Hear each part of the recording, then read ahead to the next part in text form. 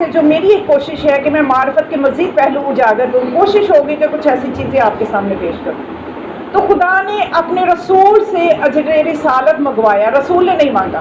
قل لا اسألکم، اے رسول ان سے کہہ دو کہ میں تم سے سوال کرتا ہوں۔ رسول نے اللہ کے حکم سے مانگا۔ اچھا، ایک یہ آیت، ایک اور جگہ اللہ نے رسول سے اجر منگوایا، سورہ فرقان کے آیت نمبر 57، اس میں اللہ فرماتا ہے قل ما اسألکم علیہ من اجر الا ان یتخذ الی ربہ سبیلا، کہ اے رسول ان سے کہہ دو میں نے تم سے جو اجر کا سوال کیا ہے وہ یہ ہے کہ تم اپنے رب کے راستے پہ چل پڑو،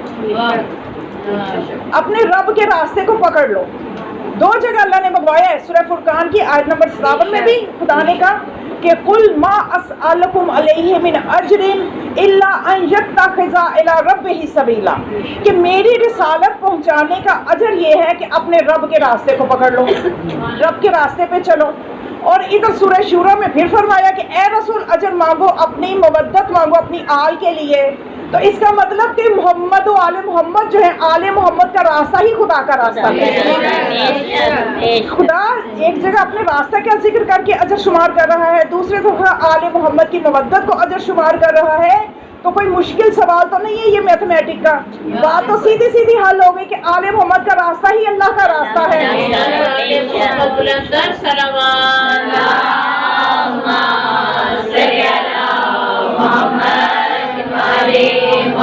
اور پھر فرماتا ہے وما سألتکم من اجر فہو لکم، اے رسول ان سے کہو کہ پریشان نہ ہو جاؤ۔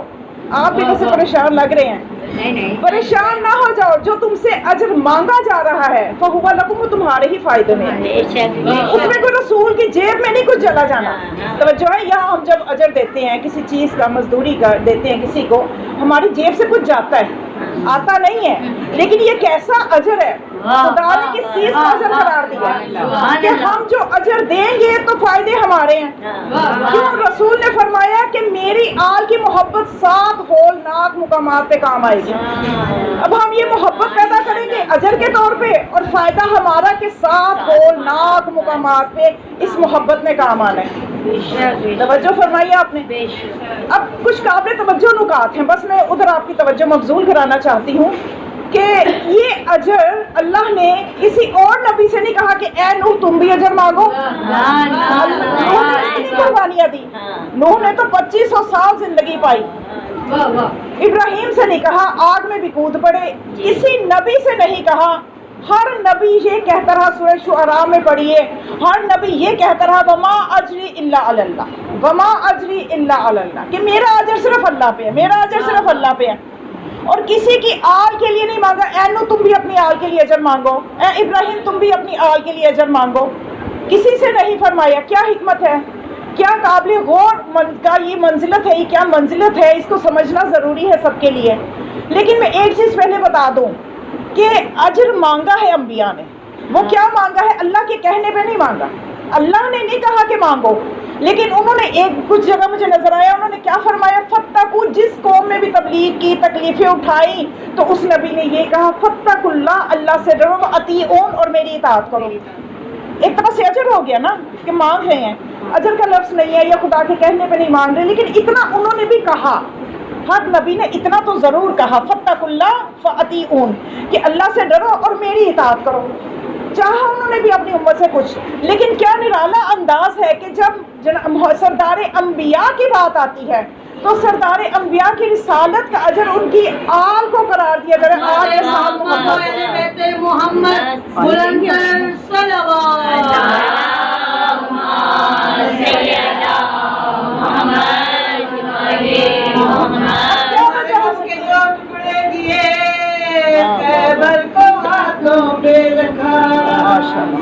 جبریل دیتے تھے صدا مشکل کشا مشکل کشا، مولا کے واسطے چلنے لگے ہیں پر میرے مشکل کشائی کیجیے، کہنا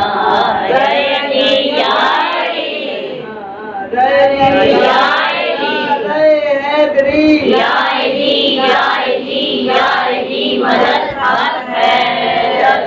علیہ السلام پر صلوات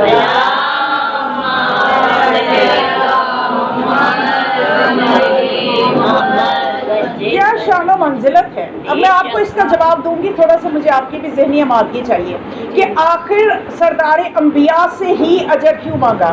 رسول نے کیوں ان سے, خدا کا یہ حکم کیوں ان کے لیے آ رہا ہے کہ اپنی آل کے لیے اجر مانگے؟ اس سے پہلے ایک چیز سمجھ لیجئے کہ یہ اجر ادا کرنا کتنا ضروری ہے, اس کو سمجھنا کتنا ضروری ہے, اور اس سے خدا ہمیں کیا دے گا. کہ خدا قرآن میں آگے ہی بڑھے نا, قل لا اسألکم, بس اتنی آیت آپ پڑھ لیں گے یہ کافی نہیں ہے. خدا آگے فرماتے ہیں قل لا اسألکم علیہ اجرا الا المودۃ فی القربی ومن یقترف حسنۃ, اور جو کوئی یہ نیکی کرے گا فنزد لہو منہا حسنا, تو ہم اس کی نیکی کو اور بڑھا دیں گے. واللہ غفور شکور, کہ اللہ بخشنے والا اور قدردان ہے.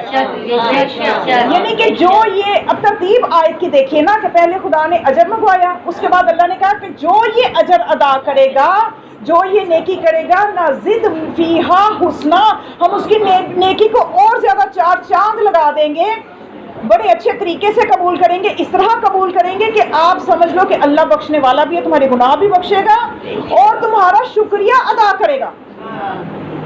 کیا منزلت ہے. دیکھیے سورہ دہر آپ پڑھتے ہیں, سورہ دہر میں خدا کیا فرماتا ہے کہ جب یطعمون الطعام علی حبہ مسکینا و یتیما و اسیرا, کہ وہ اللہ کی خاطر یتیموں کو, فقیروں کو, اسیروں کو کھانا کھلاتے ہیں, اور کھانا کھلا کر نعرہ تکبیر, نعرہ رسالت, نعرہ حیدری, حیدری, حسینیت, یزیدیت, بات کے بھی سنو پہ لعنت, بات کے بھی سنو پہ لعنت, ہاتھوں کو بلند کر کے لبیک یا حسین, لبیک یا حسین, لبیک یا حسین, لبیک یا حسین. برائے خوشنودی عظمت جہاں معصومین علیہ السلام بلند ترین صلوات.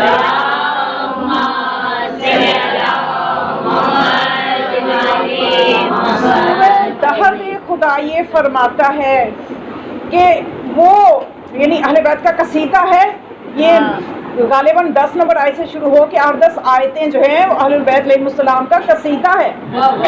اور تمام شیعہ سنی مفسرین کا اتفاق ہے یہ آیات پنجتن پاک اور آل محمد کی شان میں نازل ہوئی, کہ جب انہوں نے اپنا کھانا یتیم کو ایک دن, فقیر کو ایک دن, اسیر کو دے دیا تھا, تو یہ آیتیں نازل ہوئی. یطعمون الطعام علی حبہ مسکینا و یتیما و اسیرا, اور اس کے بعد خدا فرماتے ہیں, اور وہ خدا ترجمانی کر اہل بیت کی نیتوں کی, کہ اور اس کے بعد جب وہ کھانا دے دیتے ہیں تو کہتے ہیں لا نرید منکم جزاء ولا شکورا, کہ ہم نے جو یہ دیا ہے یہ اللہ کے خلوص کے, اللہ کے قرب کے لیے دیا ہے, ہمیں کوئی جزا نہیں چاہیے, ہمیں کوئی شکریہ نہیں چاہیے.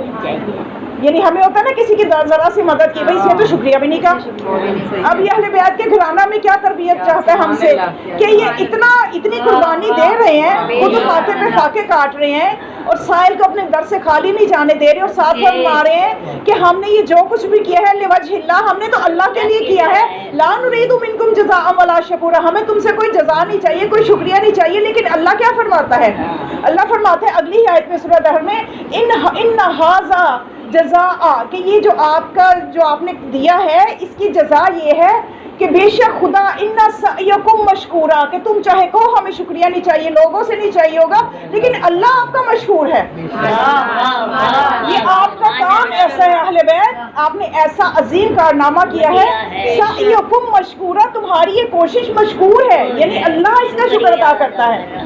تو اب ذرا اس مطلب کو سمجھیے کہ اس سورہ شورى میں اللہ کہتا ہے کہ جو اہل بیت کی محبت کو پالے گا, ان کی محبت کی معرفت حاصل کرے گا, تو وہاں پہ اللہ اہل بیت کی محبت پانے والوں کے لیے غفور شکور ہے. اور یہاں اہل بیت کے لیے غفور شکور ہے, یہاں اہل بیت کا شکریہ ادا کر رہا ہے, وہاں اہل بیت کی محبت رکھنے والوں کا شکریہ ادا کر رہا ہے. تو میں کہتی ہوں کہ کیوں نہ ہمیں فخر کرنا چاہیے اس بات پہ, اور شکر کے لیے ہمیں اللہ کے لیے سجدے میں سر رکھنا چاہیے کہ وہ انسان جس کے بارے میں خدا سورہ دہر میں یہ فرماتا ہے حل اتا علی الانسان حین من الدہر لم یکن شیئا مذکورا, کہ اے انسان اس وقت کو یاد کر کے تو جب قابل ذکر بھی نہیں تھا, جب تجھے زندگی نہ ملی, دنیا میں نہ آیا, جو نئی دنیا میں آئے, ہمیں کیا پتا کون ہے یا کون نہیں ہے, اور تو قابل ذکر بھی نہیں تھا.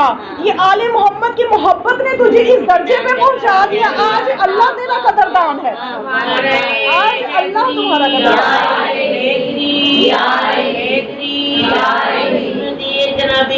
अलैहिस्सलाम प्रेसिडेंट पाक अलैहिस्सलाम बुलंदर सलावत